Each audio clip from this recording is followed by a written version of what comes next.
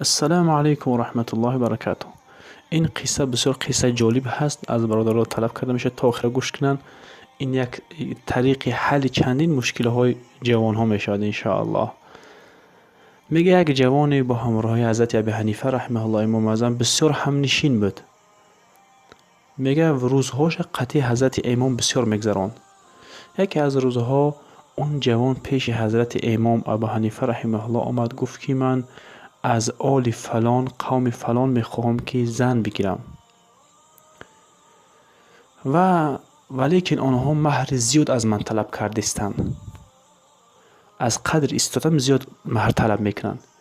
حضرت ابی حنیفه رحمه الله گفت که خیلی تو مایل بگو بگرده بگی خیلی همون مهر زیاد هم باشه، استعداد هم نداشته باشی، قدرت هم نداشته باشی ادا کردن اونا، تو بگو خوب شده است. بگو هم قدر استعداد تو به همون قوم بده، به همون بگیم که صاحبای هم دختر بعد باقیش وقتی که گرفتی شاید که خیلی هم دختر به خودش میبخشید. اگه استوخی وقتی که شوهرش میشه خیلی با یکم روز دیر شمیاوی بگی خیلی بخشید مردک باقی مونده قرض و تا.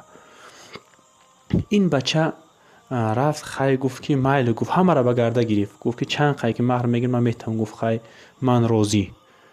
نکاح کردن شیدن که اون بچه گفت که من نصفی مهر بگیری، نصفی دیگه شما داده نمیتونم، خیلی بعد ادا میکنم.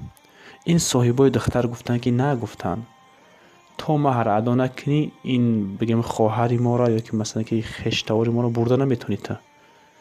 این بچه پیش حضرت امام اومد، گفت که آخه گفت من نصفی مهر دادم یا که چنین قدرت میرسه را دادم و نه که آنها میگه همش پورا ادا نکنی تو این دختر برده نمیتونی.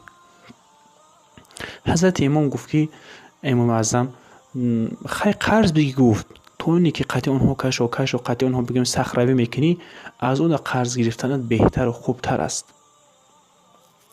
این بچه را حضرت امام ابو حنیفه رحمه الله خودشون قرض دادن چند قدری که باقی مونده بود و این بچه رفت قرض داد و خیلی دختر نکاح کرده بود، الکی گرفت آورد به خونش.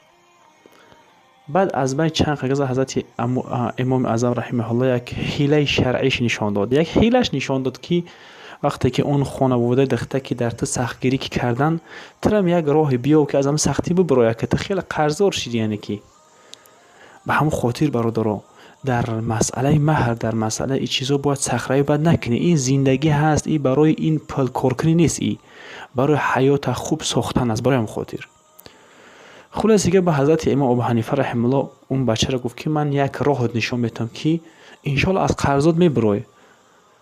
گفت چه خیل؟ گفت این یک روز همه چیز آماده کن، یعنی که توشه سفر تا بگی تیار کن، همچنون که تو سفر میکنی با همراه اهلت، یعنی که با همسر همسرت، با همراه همسرت سفر میکنی، همچنون که به سوی خراسان، یعنی که از کوفه از عراق به سوی خراسان تو سفر میکنی. برای چی؟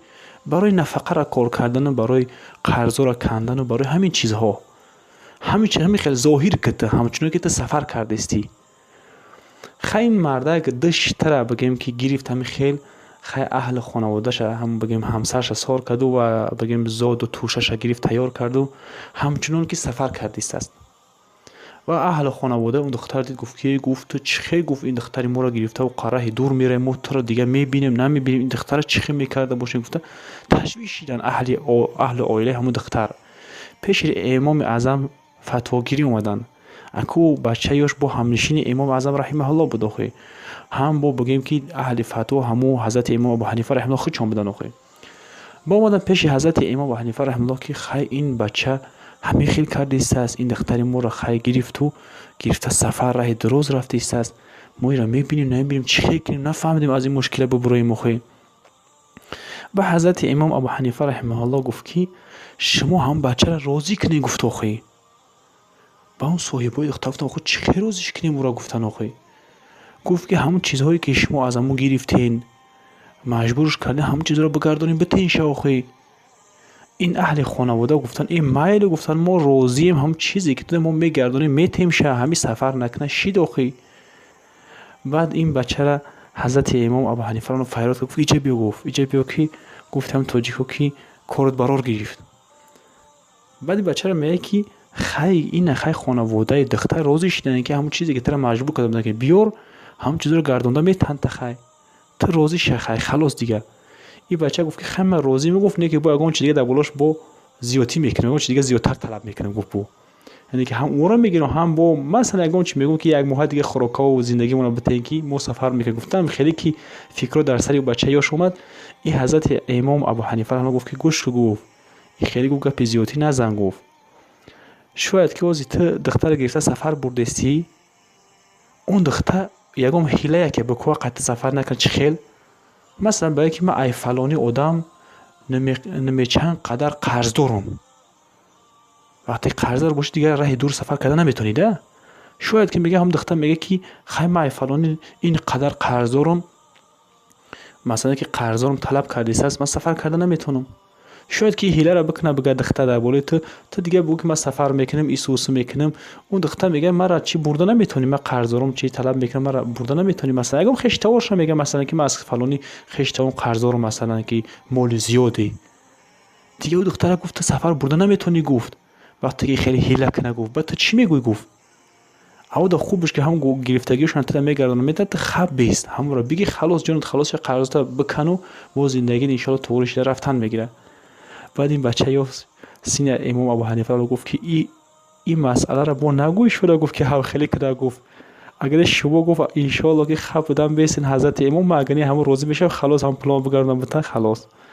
و حضرت ابو حنیفه هم خیلی خاموش ایستاد و بچه همون مهرای دودگیش بگیم که از قدر ایستادش زیادتر طلب کردن هم مهرا را گردوندن دادن شو قرضش کند و با زندگیش چشید بردام رفت. خلاصه اگر برادرها قزقی این قصه در این است که یکم در مهر سهگیری کردن در کار نیست. وقتی که سهگیری بعد که کردن حضرت امام ابو حنیفه رحمه گفت که بگذارشون با هم سهگیری شانو نه که با ان شاء الله حلش هم یاوین گفت حلش یافتن مهر گردون با بگیم که گرفتگیشون گردوندن دادن بگیم گفتن که بگی قرض تا بکنو بیستو.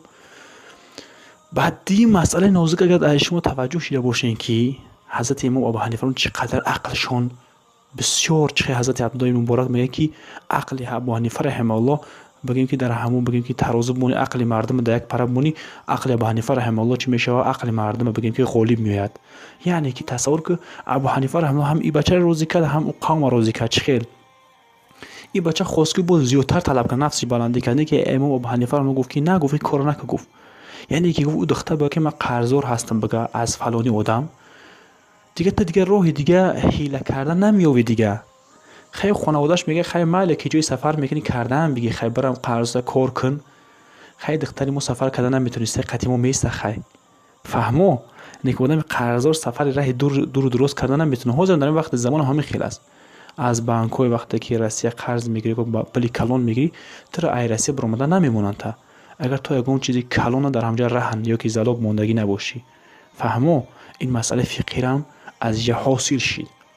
الله پاک فهم و همین نازکی ها را به ما تعلیم بتد چه که حضرت امام ابو حنیفه ما تعلیم داد الله پاک عقلش داد الله پاک ما را فرزندان ما را نصیب بگرداند. السلام علیکم و رحمت الله و برکاته.